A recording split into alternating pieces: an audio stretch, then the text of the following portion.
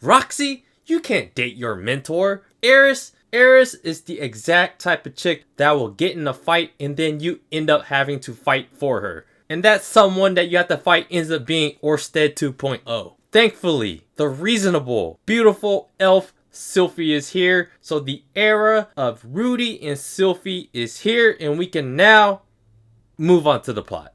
It's the end of an arc, but a beautiful beginning. A budding romance, budding love, a naked confession, a revelation of intense hormones. RMC Rudis Doronuma Grey Rat begins anew. Guys, this video has spoilers. I hope everyone that watches this video finds the love of their life. But before you do, you have to catch up to the latest episode of Mushoku Tensei, Season 2, Episode 12. So guys, the beginning of a relationship is always great. You're high on life and the mystery and the feelings, the butterflies of this beginning of something that feels like it's going to be amazing. It's a new experience that doesn't come around that often. That dopamine hits harder than that first line of cocoa powder. So for this episode, guys, what is the learning lesson in this entire arc, really? But for this episode, it's brought back all the way from the end of last season when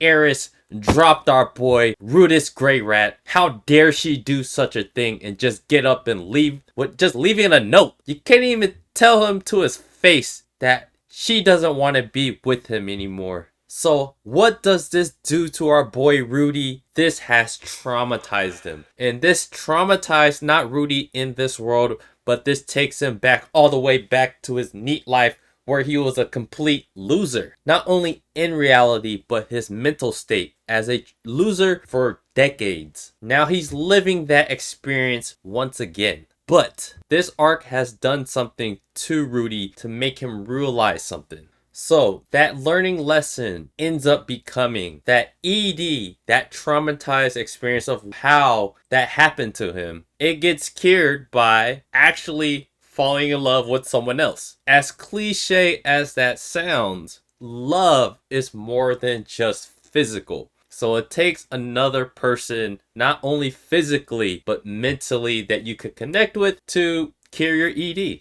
At the end of the day, it's still physical. So I guess it's not really that big of a revelation at all. This season has been entirely based on something that we knew was going to happen, but to actually see it and to actually slow brew this for 12 episodes. I mean, that takes a lot of guts for an anime and a story to build out 12 episodes of that and be relatively good doing so. And being entertaining in that way and part of that slice of life. So at the beginning of the episode, Rudy and Sylphie is in the cave. And of course, they try to do it, but Rudy isn't fully there yet. So the episode is about Rudy solving that physical intimacy. So all the people out there, no matter what you guys say about, sex isn't important in a relationship. No, it very much is. A relationship is physical as much as it is mental, guys. Our bodies are biologically wired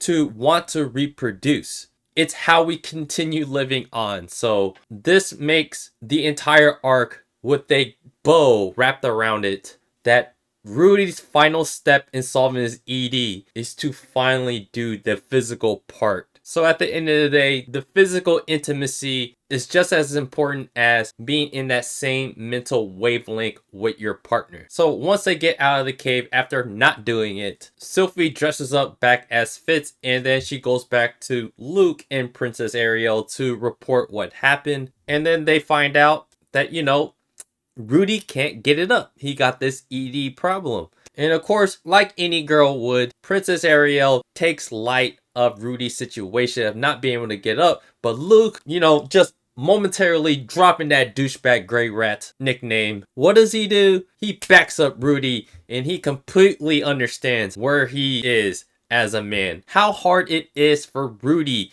to be in the position he's at. And the reasoning behind someone like Doronuma choosing to go to school to help fix his problem. Luke actually understands that part. that man part that only other men would understand. So Luke concocts a plan. And what does he do? The episode moves forward just a little bit and we're back in the same position. But now Luke comes back with a bottle of something. And this something is something that Rudy was definitely looking at to solve his problem when he first arrived in the town, or it was earlier in the season that he saw this in the town.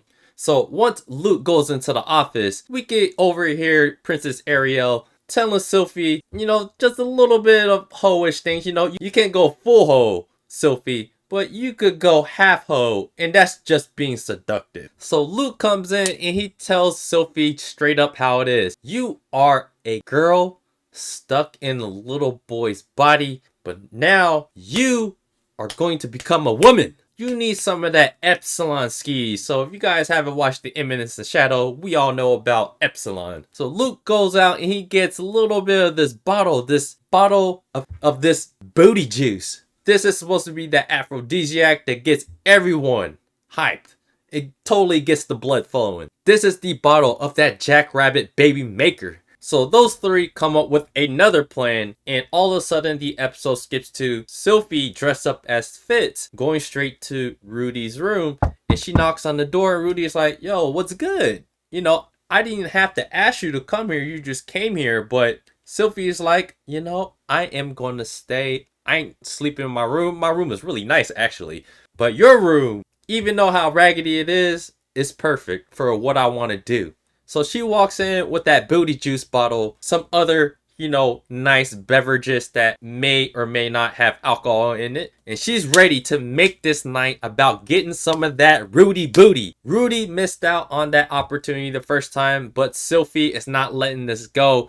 It is finally time for that Rudy booty. If I was Zanaba or one of Rudy's homies, I'd be questioning him right now. Yo, why is Fitz going into that room with Rudy and she ain't coming out? That is looking very suspect right now. But you know what's worse than Rudy looking suspect? Non-regulated isekai drugs. This is almost like a premise of something very, very naughty in the worst way possible. But this is actually Sylphie finally getting to that Rudy booty in a consensual way. So they sit down, have a couple drinks together. Rudy does a little smooth thing with some water, and they reminisce about the past of how they first met. And they do all that good stuff that slice of life usually does, making you feel more normalized, like a regular person. But shit hits the fan when Sylphie pulls out that non-regulated booty juice bottle that enhances your drive by excreting out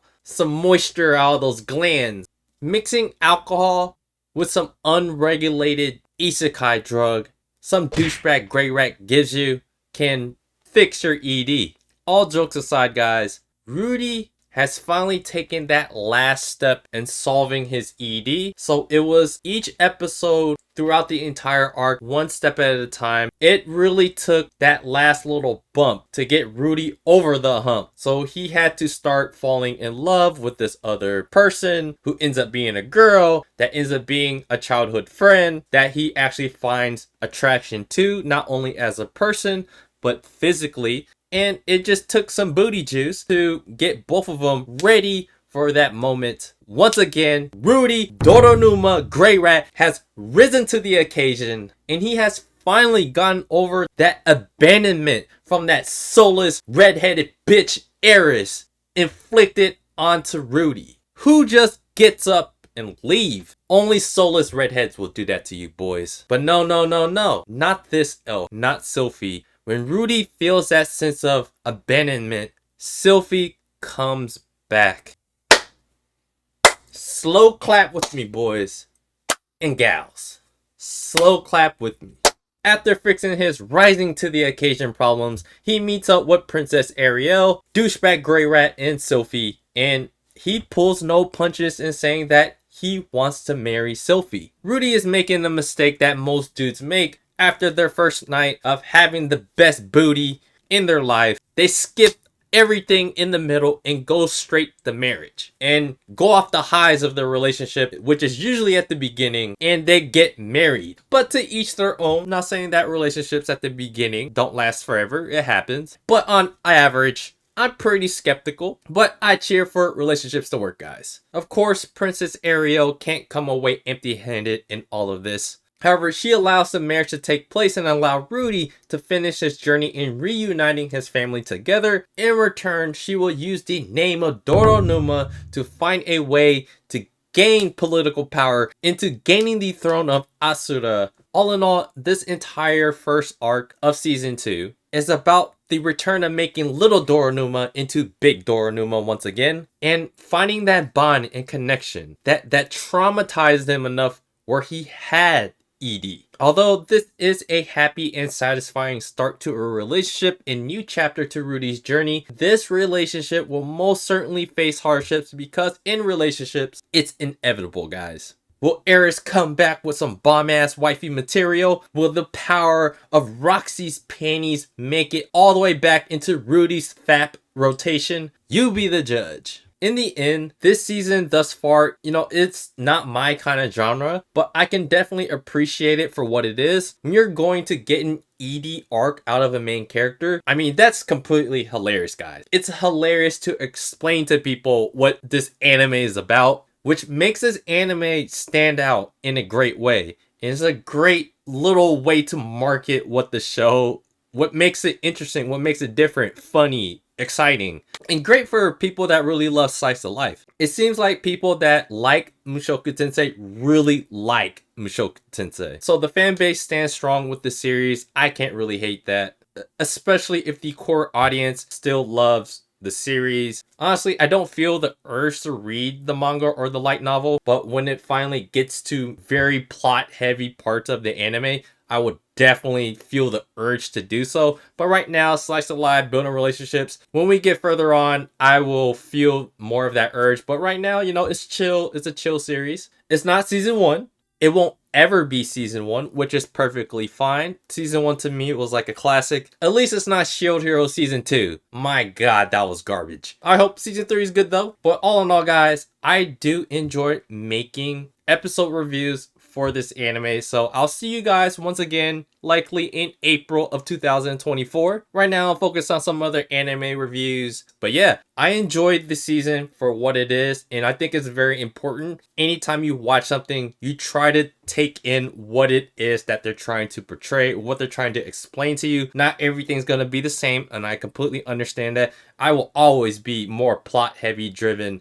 I will always be more shonen, seinen, like slice of life, it's going to be below those tiers, but I can still enjoy it. I still enjoy it right now watching My Happy Marriage, and I think I'm going to make a review for that. So I completely understand what writers, what series, what they're trying to do for what. But yeah, I like this season for what it is. I enjoyed all the new characters that they're putting back into the fray. And I can't wait to see what happens in the future, especially with all the other potential romantic interests that Rudy has and all the plot. He still hasn't found his mom just yet. And he's kind of put that to the side, doing this little side quest with the ED thing. For Mushoku Tensei, I guess I'll see you guys next year for those kind of videos. Let me know what you guys thought about this season. What do you guys thought about this episode?